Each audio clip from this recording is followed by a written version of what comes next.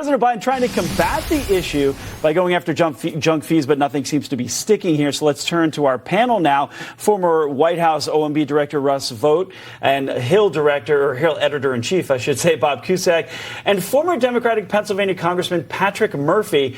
Now, before I get into the junk fees, Jamie Dimon alluding to stagflation when speaking yesterday. He said the risk is we're closer than 20 years. We're the closest for the risk of stagflation. What is Jamie Dimon trying to say, Russ, with those statements?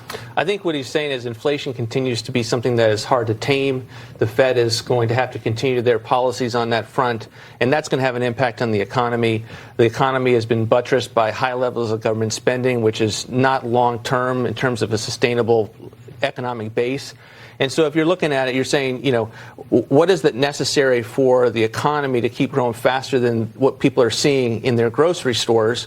And ultimately, what the polls are picking up is the reality that Trump doesn't need to do advertisements when people have to go to the grocery stores. They want Trump prices at the expense of Biden prices. Right. So, Bob, now let's turn to those junk fees. At the beginning of the year, the president unveiled his junk fee plan. It mainly included banks and overdraft fees. Now he's including the fees for, that didn't take a splash or make a splash. And now he's including the fees for airlines, maybe automatic get refunds if you deserve it or not.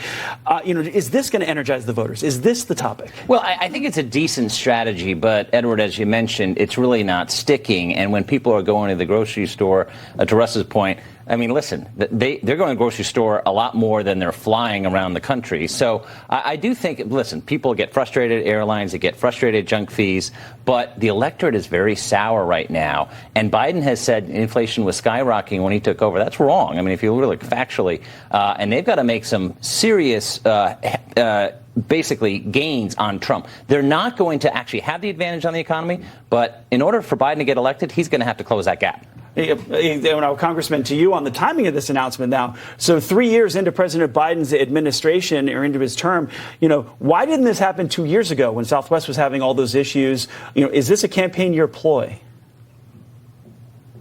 No, I think Secretary Buttigieg, Navy veteran, has done a phenomenal job at holding them accountable and putting fees out there transparent, which it wasn't the case. But I do think, to your point, I mean, the American people have been through the ringer after COVID. I mean, we lost 1 million Americans. The whole world, shut down. And the fact is that we did go from 9.1% inflation down to now 3%, and we got to do a lot more work.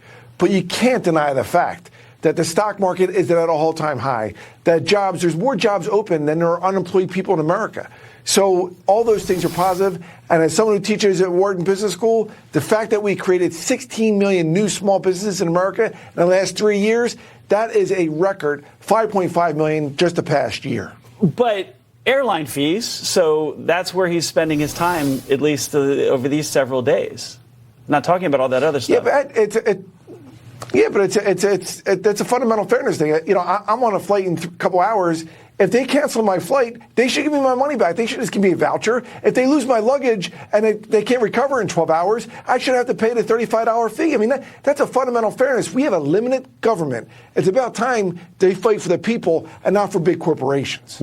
So, Russ, tomorrow we're going to get a GDP number reading on this. The last report shows in 2023, 2.2% of the growth was consumer spending. 5.2% of the growth was government spending, non-defense government spending. That was for all of 2023. Can the president ride this to the election? I mean, that shows government spending is outpacing consumer consumption. I mean, I think it's going to buttress the numbers for a period of time, but I don't think politically he'll be able to ride it because the reality is people want to go back to the prices that they had under Trump, and they understand that even if you temper inflation, you're not going back to what those prices were. You're still up 20%.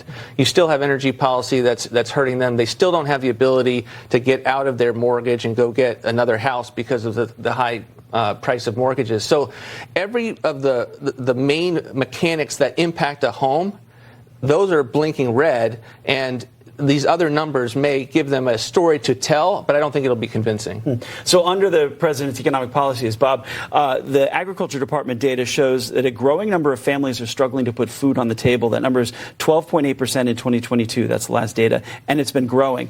So all food prices are up under President Biden since the month he came into office, 21%. The president can't message this away. It's very difficult because he can say, well, listen, things are getting better, but a lot of people think that 4 years ago they were doing better. So that is going to be, I think, something to watch. And also nothing to watch, gas prices. As they get closer to $4 a gallon, and they could this summer, that's a real problem for the president. And another one of those headlines that people watch. They can see it's tangible for their wallet. Yep. So, Congressman, I want to ask you, the president tweeted yesterday that Donald Trump is proud of his $2 trillion tax cut, one of the messaging points here, and if reelected, President Biden would keep it expired. Listen to this from my conversation yesterday, and I want to get your reaction. If it sunsets, taxes go up on people making less than $400,000. Absolutely, yeah. So this president has said that's untenable. If reelected, that can't happen. The former president has said that can't happen. So we're going to do something in 2025. The key question is what? So if this sunsets, all taxes go up. Is the president then advocating for tax increases across the board?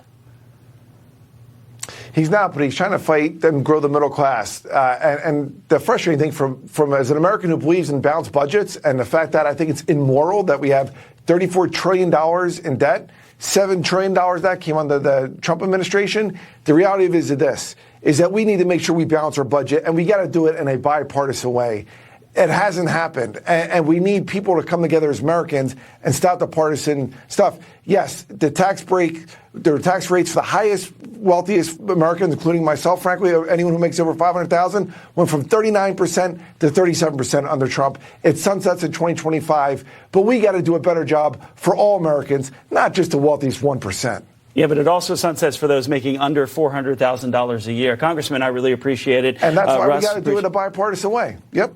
You're exactly right. Republicans and Democrats need to look at the spending on this. The Federal Reserve Chairman has said it's an unsustainable path that we're on. So, again, Congressman, thank you for your time. Russ, Bob, thank you for being here on set. I appreciate it. Good to see you in person.